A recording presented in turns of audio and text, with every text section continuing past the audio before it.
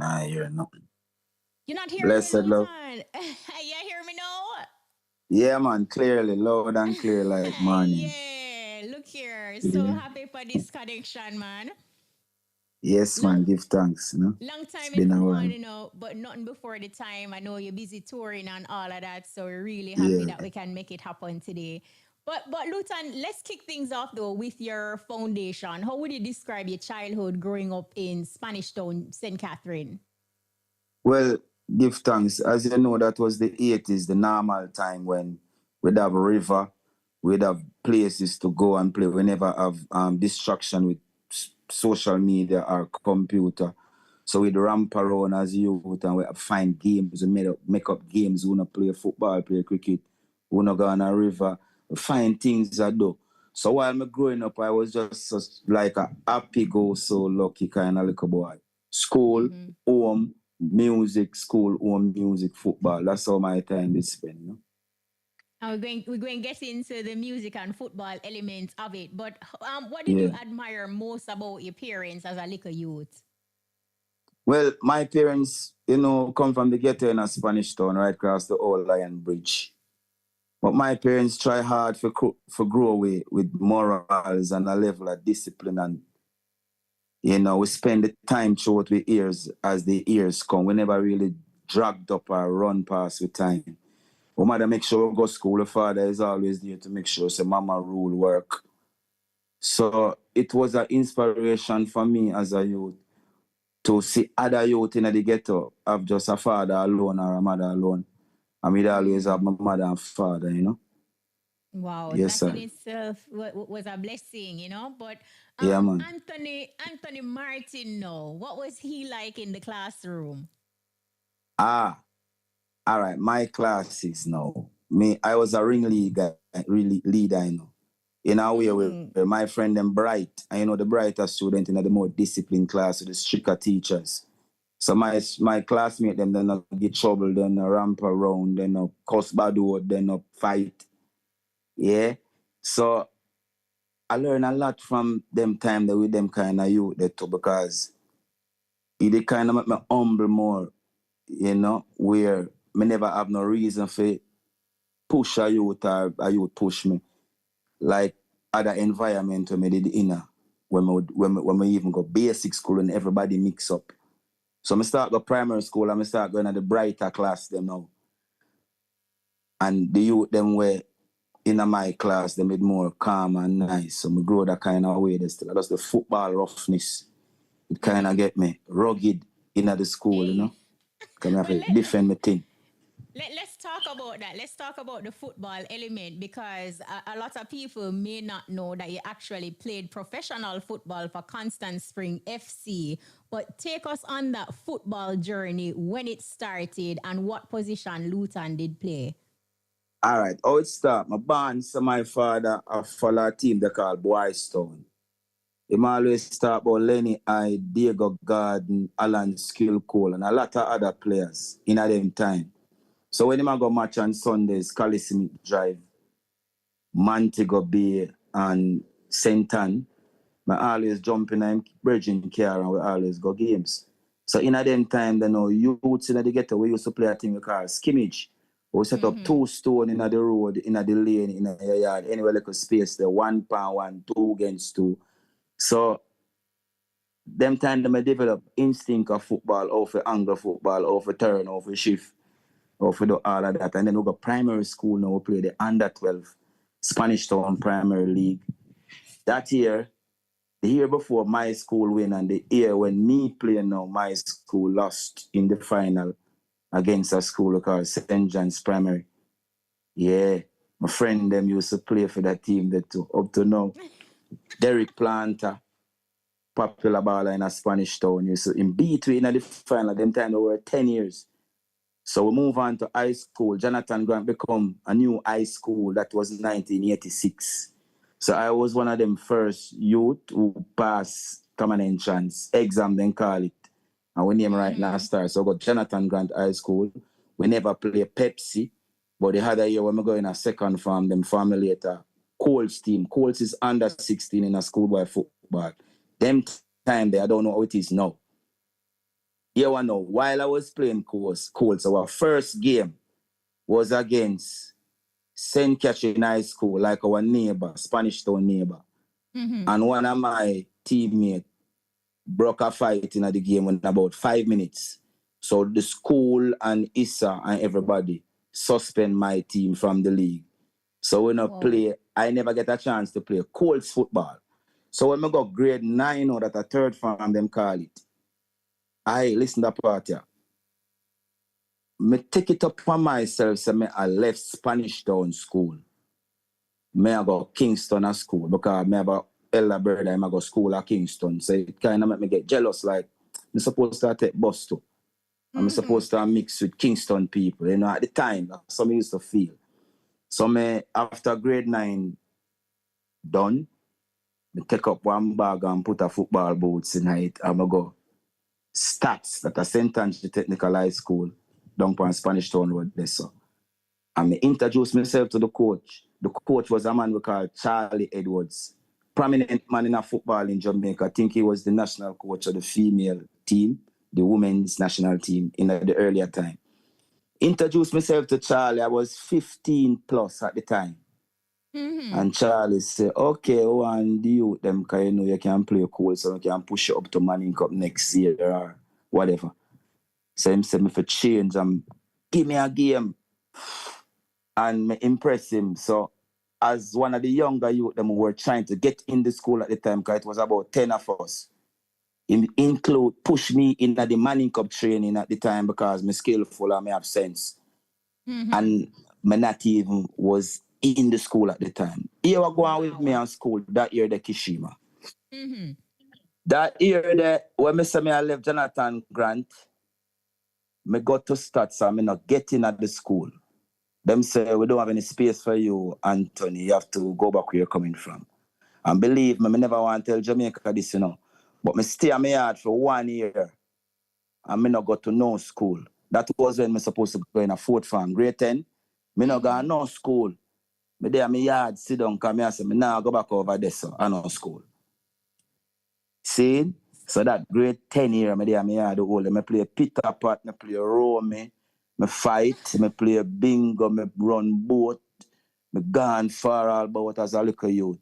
So the next year now, I time pedal the Manning Cup season, and as the first day of training, I find myself as stats. And the coach remember me, introduced me to the principal. So the principal said, yo, we'll give you a test. But this test is going to be oral. I got to ask you some questions. So it was about 10 of us trying to get in people from high school, and them time they have all age school. Calabar all age, a few of my friends them I come from too. Saying, and the lady, Miss Powell, start ask questions. But what she do to me, she give me the gleaner to read. Mm-hmm. And at the time, Rennie Simons was in Jamaica, and me I follow the football story every time because my father buy the gleaner and thing. So I grab up the sport page and I'm familiar with the stories and read it fluently, and she impressed. And so, okay, go on, sir, go on, sir. So she gave me the bank voucher. It was $4,720. I hustle the money, my mother and my father, and go pay it and start got stats. That year in football, I couldn't play because I was out of school for 1 year plus. I was on my way from my high school. So the rules were ISA say, if you're out of school and you do get into a school, you have to sit out 1 year. Or if you're leaving from a high school, you go play to another high school and you want involved in any form of ISA sports, you have to sit out a year. So I did that sit out a year thing. But all through the summer, I was a part of the starting 11 of my team. So when the league for start September, they realized I can't play. Because their hope was that I never went to school last year. So this year, Issa will blind me through, but it never worked. So we end up play Division 1 for De La Vega in Spanish Town when we were trying to play Manning Cup and it never worked. We go back to Spanish Town and we play Division 1 for De La Vega. De La Vega was a winning team. We win league every year and we win everything. So I drop in a winning team, and those guys were all my friends. I'm a band together with from primary school to Jonathan Grant. Some go St. Jago, some go Calabar, some go KC, some go Catching, some go St. George's. And the whole of we come on back and build with team. and we got National Premier League with the team. But that was after the Manning Cup. So now, the year when I sit out Manning Cup, I was in school, in a stats, I do school, while I can't play in a ball. Saying, who familiar with the football thing, they know me a chat say. And then I go so boom, and the next year now, I'm eligible for play. And guess what? My game was a opening game of the Manning Cup in the National Stadium, which they have opening parade, all the Costa Cup schools, some all over Jamaica, every parish. Pack up the stadium that day. It was about 32,000 people, schoolboy plus people who follow. Yo, we are playing against St. George's High School. George's was the defending champion. Last year, I watched George's give my side 5 in the National Stadium. When we reach quarterfinal after so many years, my team break through and go second round. George's, Ali Rose, Andy Williams, Trevor Spencer. Yo, you are the whole of the bad man, them kick 5 in a minute. So my year now, when we're supposed to play George's in the opening game, that's how I meet Bertis, never Bertis Bell. Lutan, go in your camera a little bit. I've barely seen you. Yeah. I see you. That's how I meet Bertis. Because the coach pushed me out in a number 10. And then the time that I'm short and I'm strong and I'm tired and I'm everywhere thick and then feed me upon the weights and feed me because them say me a general, so they want to bust me. You know, them time there, man like Dickie Bird was my coach. Carl Sewell was there with us. That is the elder brother of Dean Sewell, our former national player who went to the World Cup 98 with Jamaica. Yeah, the man they were like my mentor in football. Like them advise me, make sure I me go to class, and make sure I they follow up on my schoolwork and everything. You know what I mean? Dean Sewell and him brother, Carl Sewell. Big up them man there right now. Lutan, yeah. For the interest of time though, I know you're giving us a story, you know, in detail, but I'm going to ask you to just, you know, kind of cut and go through because 1 hour not so long, you know, and I all right, I'm going to run it off quick. Areas. So I played the Manning Cup the first year, we're not going nowhere. I had a bad season. We played the Manning Cup the next year, we're not going nowhere. I had a bad season again. So them time there was CXC and them things, so we did spend time in a class mode, my friend, them group study leave for try to make sure so we on point with what we are going to do, either the exams and thing. Saying, so them time we just come back and play for De La Vega, yes. That time we bring De La Vega to National Premier League. So now, when we got Premier League, all of my rest of friends them come our side, plus some other player who interest to play Premier League. So I leave got Hazard United in Clarendon, we call that. Portmore United now. Them time they know Hazard was the team with all the national players. So some get to mingle with the big ball of them and play against the big ball of them in Jamaica. And then I come back to De La Vega, ship off to my local home community, I try bring them. Then my last season of football was I stopped by Constant Spring because Constant Spring was Dean Sewell team. Seeing, so I stopped by and said, Dean, introduce me to the Chinaman. And he said, come in, man, how are things? So we start training and the Chinaman impressed. Plus the assistant coach was Bada Su, who was our teacher, our coach on our stats. And him impressed and love how me I play. So the next season, Bada said, Fyah, better you go on a music, you know. Because Bada used to take her from school and carry on a youth man promotion, go DJ in a sugar mine at studio. So him know me have the talent. So him run me out of the training line. So I forgot studio. And listen to one evening, because we are come up Portmore, I jump in a Bada van back. And we are past Buju studio. And him say, see place there? And over there for them, I say, Buju on TV, I say, I'm a new artist, and you're a Rasta. So the next week, I go up at Buju Banton place. And Buju Banton say, yes, it's not official, but you can stick around. You sound like a camp artist. You see it? So I did there with Gargamel for a few years. I learn a lot. Buju Banton give me blind, put me on TV, release my song. Like in 3 weeks, I have song I play on the radio. A lady named Rosie Murray start playing my song. Them call me, give me interview. So the first blind PP in me getting the music was really Buju Banton place. Saying big up Gargamel, big up amazing. Kevin and Jermaine and Ote, Bazoro, all of the man them. No, Listen, that Yeah. That is an Big up Father interesting Mayo. story. Original. Andrew, big up original. Saying, yeah. Yeah, that's an interesting story though, Lutan Fyah, because from a youth, as you said, the determination brought you to, you know, certain levels with football. You know, like you're determined. We see that, and then from football to music. But I As you also talk read that about you. determined, me now cut you. Nobody never bring Lutan Fire gun. Now we go introduce me to nothing at all. Me get up, sit down on my yard and think about things and say, okay, tomorrow me I go there, so go kick down the door. My thing is go kick down the door. Whenever I go to football, it's me find myself and say, coach, me can't play ball, you know. And him say, okay, let me see you. And them like me the first touch me make. When I go music, me say, singer, producer, my name Lutan Fire, I come from Panishtown, I want to sing, you know, I like the rhythm there. And them send me go sing and like it. So that's some I think. No, I read that you studied architecture at the University of Technology. So how that come about? Because football and music sound time All right, consuming. Kashima, So when let that me tell you a happened? plain truth. That one there is a lie. It's written in my bio for over 20 years. Me not change it. Even my date of birth is lie in my bio. On Wikipedia and all of them things. I did well in technical drawing in high school, and I was eligible to go to college, go do architecture. And that me tell the people them and then write say me go you. Lie the matter. Oh. All right. Okay, happy we get that out the way. So here it is now. You also have a love for football, and then you got your introduction through music, like you see, a link up with Buju Banton. So make we talk about that now and how you traded your football boots for music. Okay, I reach home the night and I call all of my baller friends and I give them all my shorts, all my shinguard, all my boots, everything about football and talk loud on the whole road. Say, me done with football, I would never kick a next ball again. 50 years after that, me kick a ball and remember so I can play football. So from what I'm involved with football. But with Buju, oh, let me tell you it happened. Some of my youth them in my community we say them a DJ, we plan, so we go up about you, we see him on TV. I say one new artist. Them time the vibes was more mild, things were more welcoming and it airy, you know. So we stop up a jar and I say, hey, I saw it go.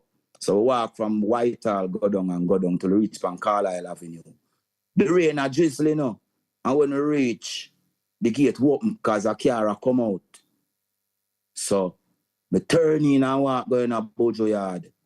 And Buju say, yo, how did them walk in my yard, so? And I say, music and thing, natty. And then walk up to him and write at me 2 point and I say, what you say? And I say, music in a fire, I come for singing, and my name Lutan Fire from Panishtown. And Buju say, oh, God, they them approach it away. So I feel like pop it off or laugh it off. Exactly with the word we say. And we laugh and it's nice. And I say, all right, check out Friday's audition day. Audition, them call it where you go sing and people say you sound good or not. Yeah.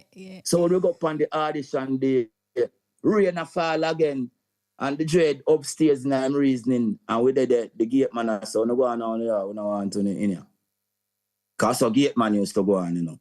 My virgin from Bahamas, his name Shiloh at the time. Shiloh was the little gate man and thing. See? And both the people over the rail and say, what do you want? I said, not remember yourself to come on here. You yourself to come back, you know, because you have audition today.